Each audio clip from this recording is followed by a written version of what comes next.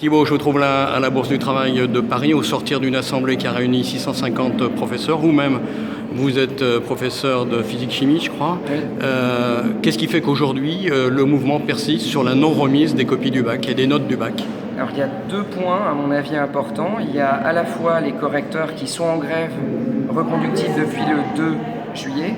Donc cette grève reconductible est reconduite demain à une majorité importante. Elle sera peut-être reconduite par la suite. Pour l'instant, je peux juste dire qu'elle est reconduite pour demain. Et on a eu l'agrégation de collègues qui étaient dans les jurys et qui étaient vent debout de la façon dont les conditions pour remettre les notes se sont passées.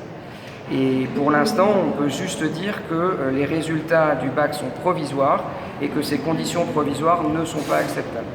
Sur quoi ça peut déboucher? Quel est l'objectif final? Et l'objectif, c'est d'avoir une audience très rapide avec Monsieur le ministre pour discuter des mandats que nous avons et notamment retrait de la réforme du lycée, du bac, Parcoursup et peut-être d'aller plus loin sur d'autres réformes du service public. Mais déjà, retrait de la réforme du lycée, du bac et Parcoursup. En province, ça suit plus ou moins? Ça suit. On sait qu'à Toulouse, il y a un gros mouvement.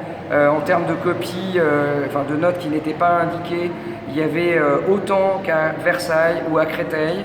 Ça suit aussi pas mal à Dijon, à Nancy-Metz. Alors après, je n'ai pas tous les résultats en tête, mais ça suit dans une petite dizaine d'académies encore.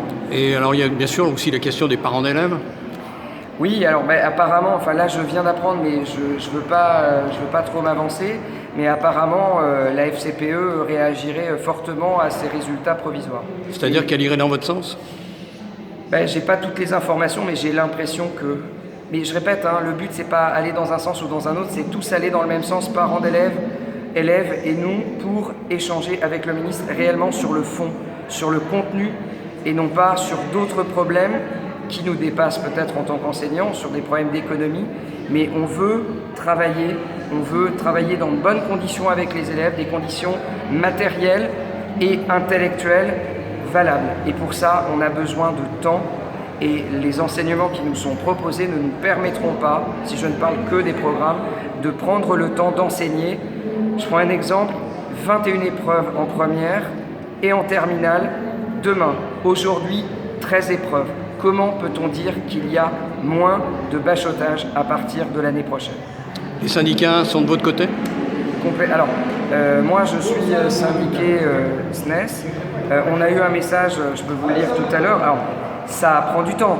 Je veux dire, en tant que membre du collectif, c'est le collectif qui est meneur. Ce ne sont pas les têtes du syndicat. C'est vraiment un mouvement de la base, porté par la base. Mais nous avons des soutiens du SNES notamment et d'autres syndicats sud. Je sais après, je maîtrise pas tout, on peut pas tout maîtriser tout le temps, mais oui, on a un soutien franc maintenant, mais on a un collectif qui est construit et qu'on garde, j'espère qu'on gardera et qui va être gardé dans les mois à venir et qu'on continuera de développer dans les années à venir. Tout petit codicile, s'il n'y a un soutien que maintenant des organisations syndicales, c'est que la forme d'action que vous aviez choisie n'était pas une action classique?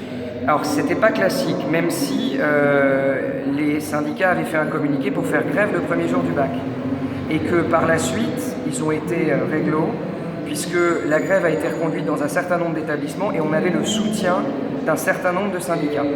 Donc, ils nous ont soutenus, maintenant ils nous soutiennent plus fort, mais le mouvement part du collectif.